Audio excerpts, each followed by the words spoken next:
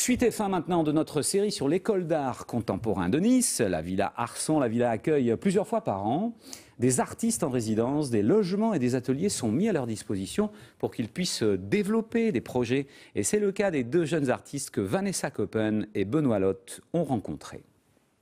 Bonjour. Bonjour. Ah, je vois que les colis sont arrivés. Oui, voilà, ils sont arrivés, c'est pour vous. Merci beaucoup. Je vous en prie. C'est les deux.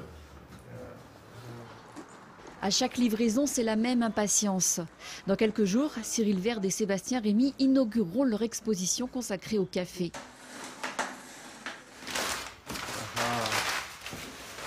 Encore. J'avais oublié qu'on avait acheté ça. Super. Cafetière, boîtes, tasses, ils y mettront en scène tous ces objets qui ont une histoire particulière. Par exemple, cette machine-là, on la voit dans Les Tontons Flingueurs.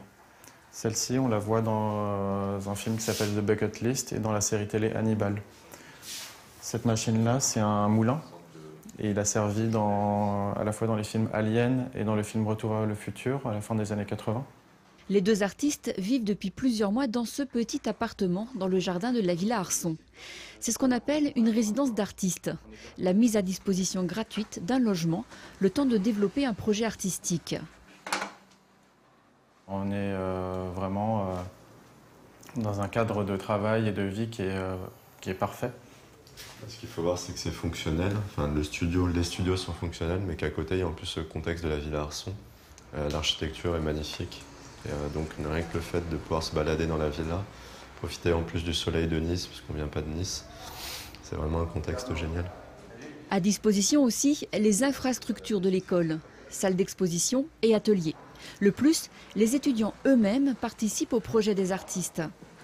C'est des choses qui se passent dans l'école, non seulement, et donc, dont on est témoin, et qui influent sur notre travail aussi également.